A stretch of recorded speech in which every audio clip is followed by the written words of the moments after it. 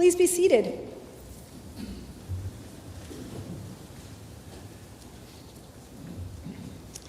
So we have the scene before us. We're now in Jerusalem. It's really important, the context. They're in Jerusalem, around the temple area, the temple square. And you have these two groups of people having a conversation about Jesus. And on one hand, you have the Pharisees. And the Pharisees, these are the people, they're the religious leaders. They're the people who are the teachers, the rabbis, the learned ones, whose charge it is to teach the people how to be God's people, how to follow the rules, what rules there are, how they could live fully into being faithful people of God.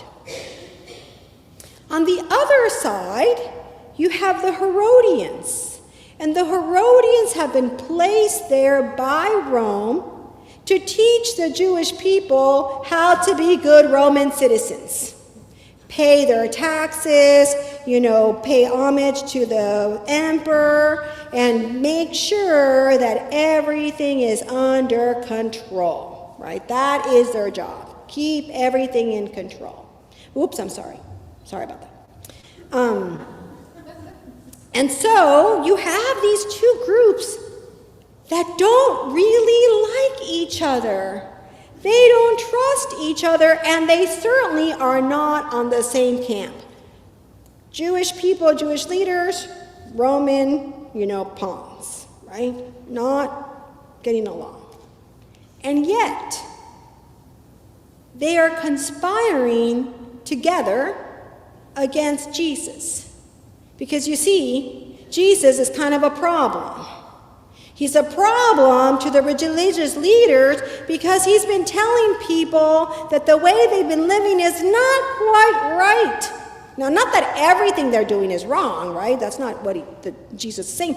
But he's asking them to tweak some things, to get things a little bit clearer. They're not quite doing the loving so well sometimes. They're not doing the compassionate things so well sometimes. And people are going around hungry and poor with it. And, the widows are kind of left on the street and the children are cared for. So, Jesus is like, okay, we got to think about this. And that's not going quite so well with some of the religious leaders. For the Herodians, Jesus is kind of a problem. He's a problem to Rome. Because he keeps talking about how there is one God and that we should pay homage to this one God that is the creator of all. And people are starting to talk about how they should be living, right? So that's getting the Herodians and the Romans a little bit antsy. He's a problem. Jesus is a problem for these two people. His message of love and compassion and mercy is not landing so well with everyone. And so they conspire. And so they ask him a very simple question, almost kind of innocently, right? So, should we pay taxes? If he says yes, we should pay taxes, the Pharisees are going to be like, see, he's acting like a Roman. Bad. But if he says, no, we shouldn't pay taxes, oh yeah, that's going to get the Romans a little bit upset, and they're going to come after him. Wrong answer. So what does Jesus do? Show me a coin that we pay to use the taxes. And they produce it. It's in their pockets. What is on the coin? It's the image, an image of the Emperor Tiberius. Tiberius, as the emperor of Rome, is considered a god. God. So the emperors of Rome were not simply, elected officials that ran a campaign and won, and now they're running the show. No, the emperors of Rome according to their ways was God.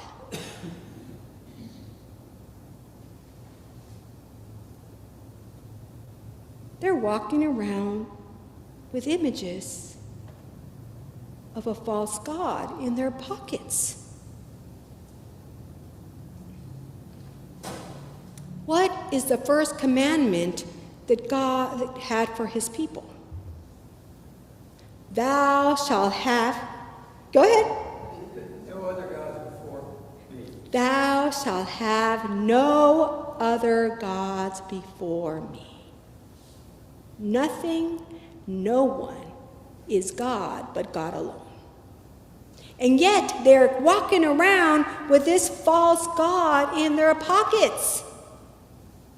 And so what Jesus is telling both the Herodians and the Pharisees, look, you are making allegiances to false gods. And so this phrase about give to the emperor what is the emperor's and to God what is God is almost really an answer. Because the real answer is that everything, yes, say it, belongs to God. Everything. Because God is the creator of all. And God provides to us everything that we need. And yet, they're walking around with images of these false gods and paying allegiance and putting their trust in false gods. So stop paying allegiance to false gods. That's the message that Jesus is trying to convey to both the Pharisees and the Herodians, but also to the people who are listening, who are watching and seeing what is Jesus going to respond. Because they're not in a vacuum, they are being heard around the temple square. It's not a private conversation, it's public for people to hear Jesus' message. Unfortunately, putting allegiances on false god is something we have not gotten rid of. We have a tendency when we're afraid. We have a tendency of when we are concerned that things are not going the way we want. We have a tendency on relying and paying allegiance to false gods. Money, wealth, prestige, political parties, human leaders that have frailty and offer quick solutions to complicated problems. And so Jesus is reminding us today, there is one God, creator of all things, and it is in that one God that we place our loyalty, our fidelity, our trust. That is the message that Jesus gave to the Pharisees and the Herodians and the people that he was ministering to, and that is the message he's bringing to us. What belongs to God? Everything belongs to God. And so to God, we give everything. So we are at the end of our stewardship campaign. In a second, you'll be invited to come and bring your pledge. And so stewardship is a time that we talk about, our money and how we can share it. And often we think that the main thing about stewardship campaign is to make sure we balance our budget and that we have the resources we need to do the work of the church.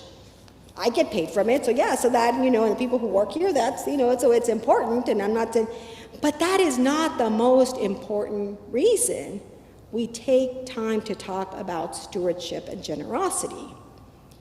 Because the real reason for stewardship is for us to take a pause and look around us and be grateful for all that we have, all of the abundance that surrounds us.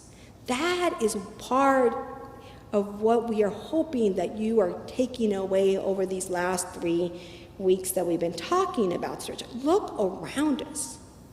Who are we? And whose are we? To whom do we pay allegiance to? Whom do we trust? Where is our heart? Where is it that we turn to always?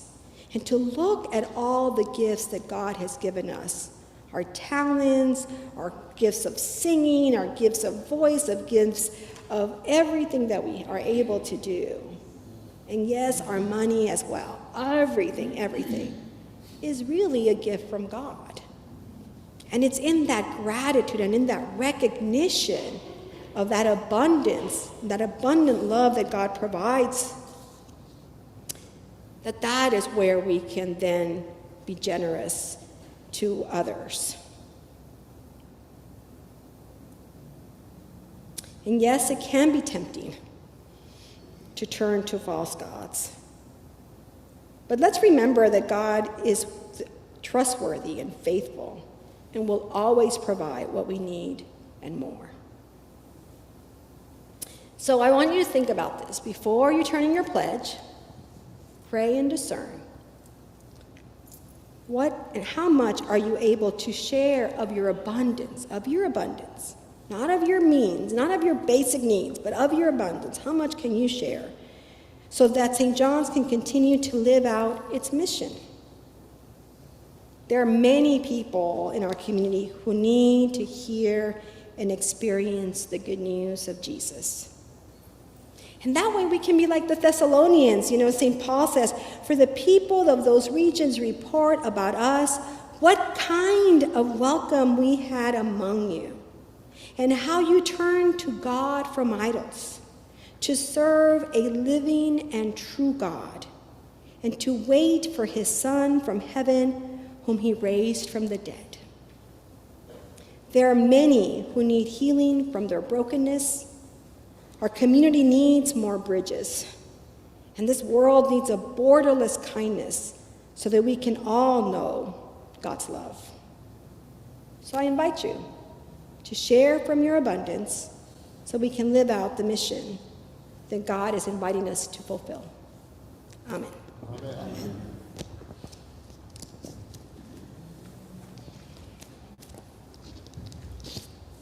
I invite you all to stand as you are able, and let us say together the words of the Nicene Creed.